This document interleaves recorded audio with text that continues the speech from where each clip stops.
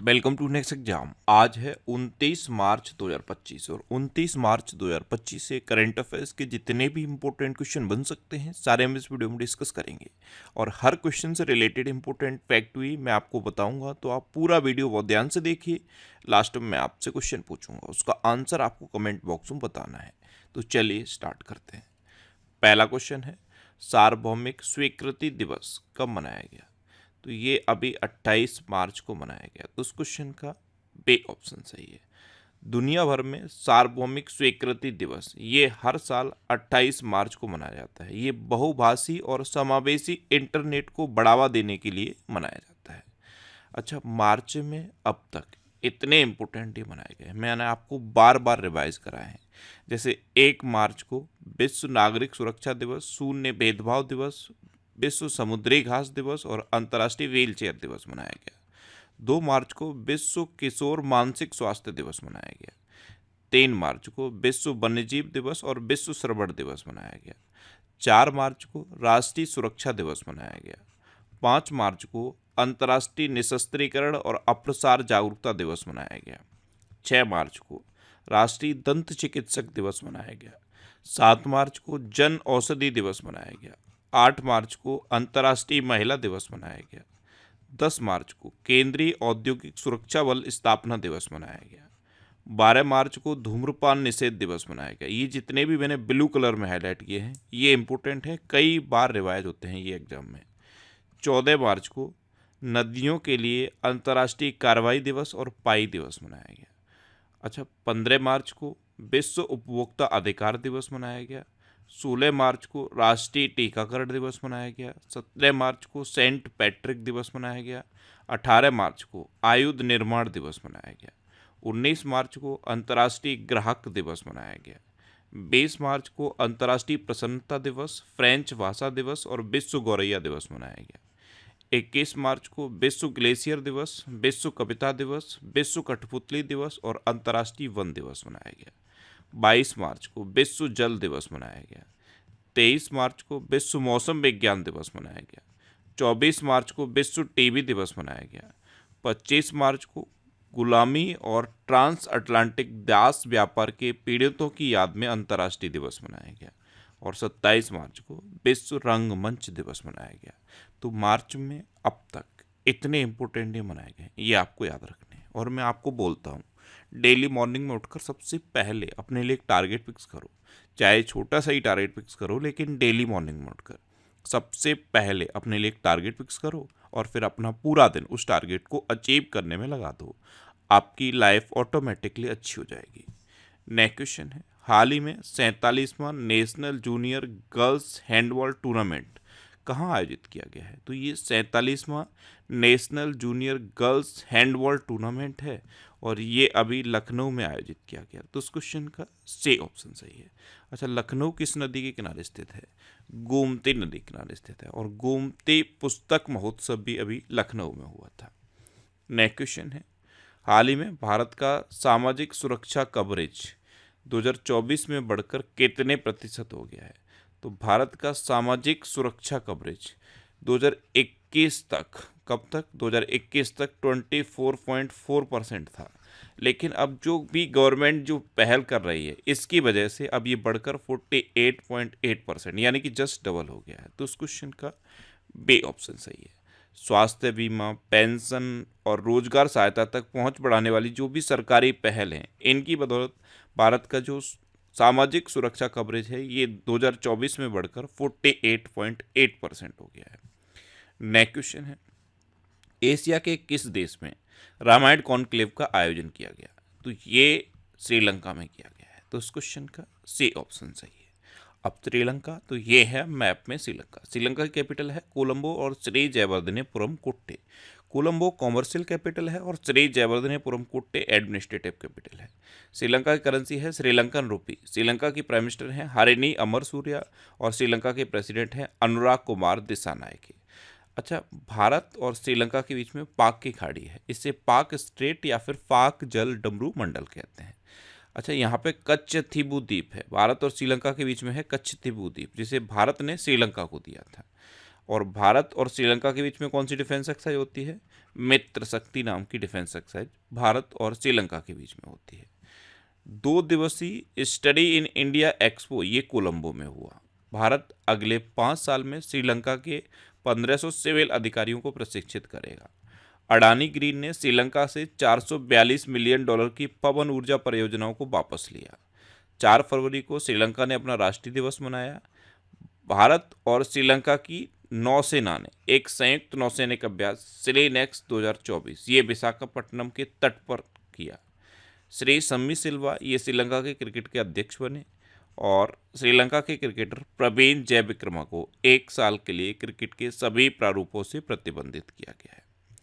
Next question है, हाल ही में L&T फाइनेंस ने किसे अपना ब्रांड एम्बेसडर बनाया? तो जसप्रीत बुमराह, इनको L&T फाइनेंस ने अपना ब्रांड एम्बेसडर नियुक्त किया। तो उस क्वेश्चन का बी ऑप्शन सही है।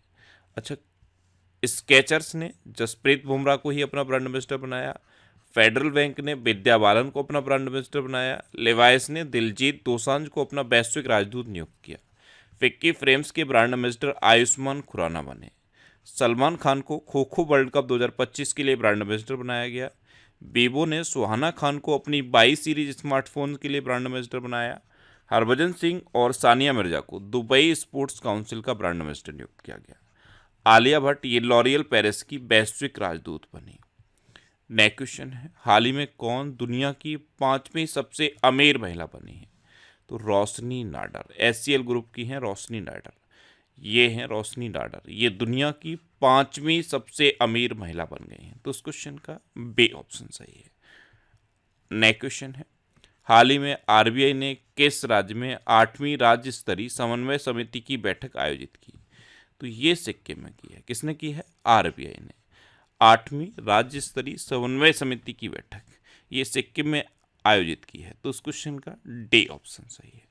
अब सिक्किम, तो ये है मैप में सिक्किम। सिक्किम की कैपिटल है गंगटोक। सिक्किम के चीफ मिनिस्टर हैं प्रेम सिंह तमांग और सिक्किम के गवर्नर हैं ओम प्रकाश माथुर। कौन है? ओम प्रकाश माथुर।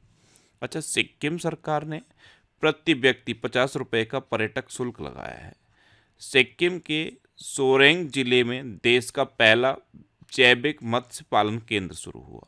सिक्किम ने पर्यटक वाहनों के लिए कचरा बैग ले जाना अनिवार्य कर दिया है। सिक्किम में ग्वाला दिवस मनाया गया। सिक्किम में बौद्ध त्योहार सागा दावा ये मनाया गया।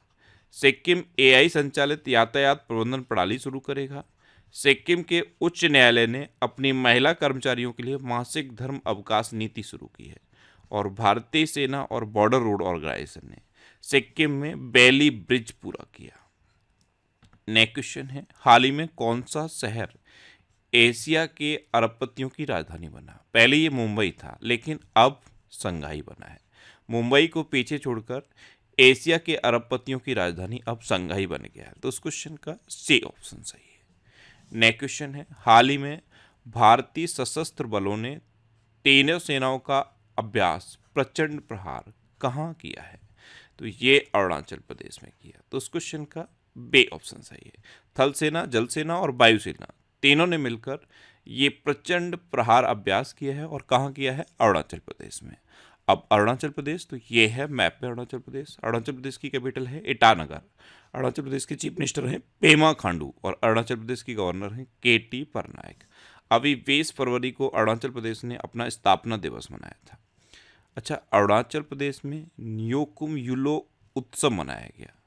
अरुणाचल प्रदेश में 20 फरवरी को अपना 38वां स्थापना दिवस मनाया। टॉप 10 विश्व पूमसे रैंकिंग में भारत की पहली ताइक्वांडो खिलाड़ी रूपा ब्योरा पहुंची। अरुणाचल प्रदेश में ईगल नेस्ट वर्ल्ड फेस्टिवल आयोजित किया गया। भारतीय सेना अरुणाचल प्रदेश में उच्च तीव्रता वाला त्रिसेवा अभ्यास पूर्वी प्रहार आयोजित की। अरुणाचल प्रदेश में 20,942 फीट ऊंची एक चोटी का नाम दलाई लामा के नाम पर रखा गया। नेक्स्ट क्वेश्चन है, हाल ही में किसे 2025 का एबेल पुरस्कार दिया गया? तो पहले तो ये ध्यान रखो जी, ये जो एबेल पुरस्कार है ये गणित के क्षेत्र में दिया जाता है और इसे गणित का नोबल भी कहा जाता है। क्या कहा जाता है? गणित का नोबल। तो ये इस बार दिया गया है जापानी गणितज्ञ मसाकी काशिवारा को। तो उस क्वेश्चन का सी ऑप्शन सही है। ये हैं जापानी गणितज्ञ मसाकी काशिवारा और इन्हीं को 2025 का एबेल पुरस्कार दिया गया। नेक्स्ट क्वेश्चन है, हाल ही में भारत के पहले नैनो इलेक्ट्रॉनिक्स रोड शो का उद्घाटन कहाँ किया गया? तो ये IISc बेंगलुरु में किया गया। तो इस क्वेश्चन का बे ऑप्शन सही है। नेक्स्ट क्वेश्चन है, हाल ही में मध्य प्रदेश सरकार किस राज्य के साथ संबंध बढ़ाने के लिए गंगा नर्मदा पर्यटन कॉरिडोर पर काम कर रही है? तो ये मध्य प्रदेश सरकार उत्तर प्रदेश के साथ संबंध को बढ़ावा देने के लिए गंगा नर्मदा पर्यटन कॉरिडोर पर काम कर रही है। तो उस क्वेश्चन का सी ऑप्शन सही है। अब उत्तर प्रदेश, तो ये है मैप में उत्तर प्रदेश। उत्तर प्रदेश की कैपिटल क्या है? लखनऊ। और अभी क्या बताया था मैंने आपको? लखनऊ है गोमती नदी किनारे स्थित। जैसे ही गोमती नदी सुन लिया तो माइंड में आ जाना चाहिए गोमती पुस्तक महोत्सव लखनऊ में हुआ था। अच्छा, उत्तर प्रदेश के चीफ मिनिस्टर हैं योगी आदित्यनाथ और उत्तर प्रदेश के गवर्नर हैं आनंदीबेन पटेल। अच्छा, उत्तर प्रदेश का राजकीय पशु है बारहसिंघा, राजकीय पक्षी है सारस या क्रौच, राजकीय पुष्प है पलाश और राजकीय वृक्ष है अशोक का वृक्ष। अभी उत्तर प्रदेश का राजकीय जलीय पशु गैंगेटिक डॉल्फिन को घोषित किया गया। उत्तर प्रदेश के ग्रेटर नोएडा में दिव्यांगों के लिए विशेष स्मार्ट स्कूल की शुरुआत हुई। उत्तर प्रदेश सरकार हेरिटेज इमारतों को होटल के रूप में विकसित करेगी। उत्तर प्रदेश सरकार सभी नगर निगमों को सौर ऊर्जा से संचालित करेगी। बच्चों के नियमित टीकाकरण को बेहतर बनाने के लिए उत्तर प्रदेश सरकार ने राइज नामक ऐप लॉन्च किया है। उत्तर प्रदेश की विधानसभा में 8,08,736 करोड़ रुपए का बजट पेश किया गया। उत्तर प्रदेश की विधानसभा भारत की पहली विधानसभा होगी जो अनुवादक की सुविधा से लैस होगी। और गणतंत्र दिवस पर उत्तर प्रदेश की झांकी को पीपल चॉइस अवार्ड मिला। अच्छा, उत्तर प्रदेश में दुधवा नेशनल पार्क है, कतरनिया घाट वाइल्ड लाइफ सेंचुरी है और पीलीभीत टाइगर रिजर्व है। नेक्स्ट क्वेश्चन है, हाल ही में CDS जनरल अनिल चौहान ने किस IIT में टेक कृति 2025 का उद्घाटन किया? तो CDS हैं जनरल अनिल चौहान, इन्होंने IIT कानपुर में टेक कृति 2025 का उद्घाटन किया। तो उस क्वेश्चन का बे ऑप्शन सही है। अच्छा, अभी इसरो के अध्यक्ष वे नारायणन ने IIT मद्रास में थर्मल रिसर्च सेंटर का उद्घाटन किया। IIT मद्रास द्वारा दुनिया की सबसे लंबी हाइपरलूप ट्यूब ये विकसित की जा रही है। IIT दिल्ली ने एंटीबायोटिक प्रतिरोध ट्रैकिंग के लिए AI उपकरण AMR सेंस विकसित किया। IIT मद्रास ने स्वदेशी अंतरिक्ष चिप आइरिस विकसित की। IIT कानपुर ने किसानों के लिए सौर निर्जलीकरण तकनीक विकसित की। IIT गुवाहाटी ने विद्युत और सूर्य के प्रकाश को ऊष्मा में परिवर्तित करने वाला सुचालक कपड़ा विकसित किया।